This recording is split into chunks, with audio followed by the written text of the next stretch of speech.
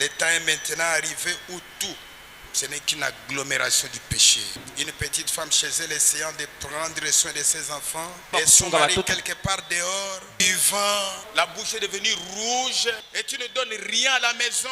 Et dès que tu reviens, tu as préparé quoi? Tu as dépensé ton argent dans la boisson, tu viens que tu as préparé quoi? Et si on vous dit mais yo tika kimbongo te nyama ngani otika mbongo si obenga ibongo pe.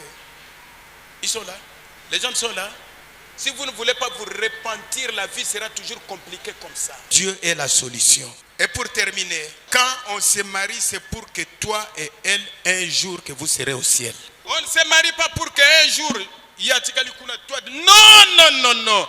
Jusqu'à ce que un vrai mariage nous dé à l'enlèvement. Un vrai mariage nous dé au ciel. Frère Branham dit dans la révélation des 7 sceaux, on ne se marie pas pour se séparer, que l'autre reste, que l'autre part. Non. Si vous serez enlevé, il faut que Génovique aussi soit enlevé. Ce n'est pas question un reste, un part. Non. On se marie pour que ce jour-là, et moi, et elle, que nous soyons quelque part. La vie ne s'arrête pas ici sur la terre, va continuer même après cette vie. Un jour, Frère Branham dit, j'aurai à répondre de ceci. C'est vrai, l'ère est trop avancée pour se permettre quoi que ce soit. De dire des bêtises. Allez à l'église qu'on vous prêche la vraie parole qui vous aide. Pas aller dire des bêtises. Non. C'est une responsabilité de vie des gens. Alors ce n'est pas l'heure de dire des bêtises, de faire des suppositions ou de croire à moitié. L'heure est tellement proche. Vous devriez pousser de toutes vos forces pour vivre la parole de Dieu dans vos maisons. On ne devrait pas avoir à vous traîner de force. Parce que nous sommes dans l'âge où les gens doivent aller en enlèvement, à la 7e veille. Nous sommes à l'âge où l'enlèvement doit avoir lieu. Vous ne vous rendez pas compte du temps dans lequel nous vivons. Soyez aimables.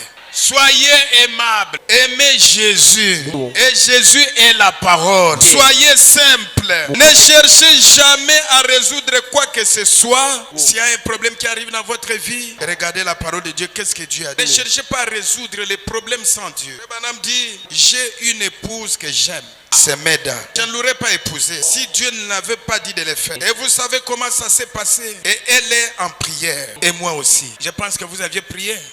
On ne se marie pas parce que l'homme a l'argent, tu nous sais.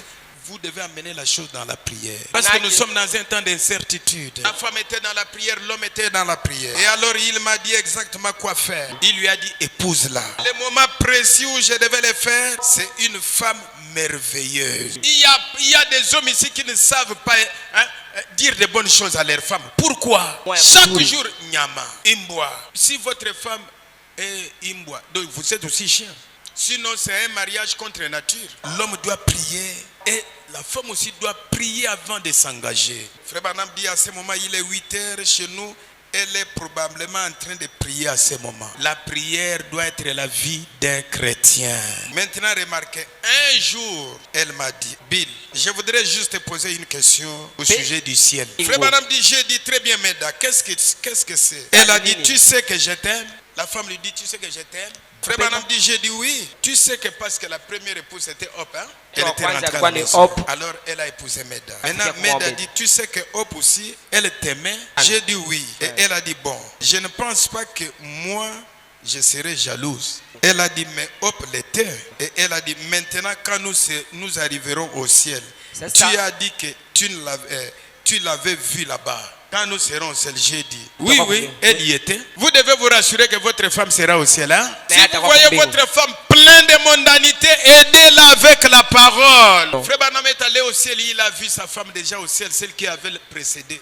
Il dit, je l'ai vu 2 fois. Là-bas, il y est. Elle attend que j'arrive. Même chose pour Sharon. Si vous avez des enfants, la joie d'un père ou d'une mère, c'est retrouver ses enfants de l'autre côté. Sharon, je l'ai vu. Exactement comme je vous regarde, je l'ai vu là-bas. Elle a dit, eh bien donc, quand nous arriverons là-bas, entre Meda et moi, laquelle des deux sera ton épouse? J'ai dit, vous les serez tous les deux. Il n'y en a autre aucune. Non. Tu vois, mais pourtant vous les serez toutes les deux. Elle a dit, je ne comprends pas. J'ai dit, bon chérie, assieds-toi. Je vais t'expliquer quelque chose. J'ai dit, bon, je sais que tu m'aimes et tu sais comment je t'aime. Combien j'ai de respect et d'estime pour toi. Est-ce que les hommes, vous pouvez aussi dire ça à vos femmes? Sinon, vous ne marchez pas dans les nouveaux livres. Sinon, la parole n'est pas encore révélée pour vous. J'ai de respect et d'estime pour toi. Maintenant, disons par exemple que je me mette sur mon 31 et que j'aille en ville.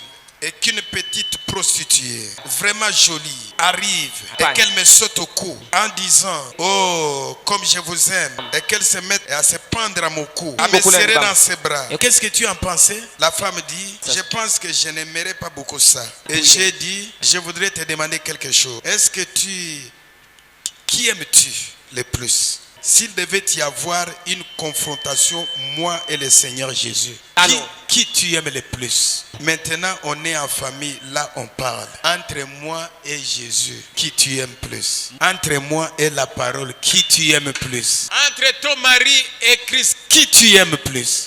Nous ne sommes plus au temps où les hommes tirent les femmes au nez. C'est un temps de prendre position pour la parole. Je parle pour la parole. Je ne parle pas d'autre chose, je parle de la parole. Je ne vous enseigne pas à être têtu, nous parlons de la parole. Entre ton mari là, et la parole, qui tu aimes plus? Ne sois pas hypocrite, qui tu aimes plus? Pourquoi tu fais comme ça? Entre Christ et ton mari, qui tu aimes plus? Ton mari, si tu meurs aujourd'hui,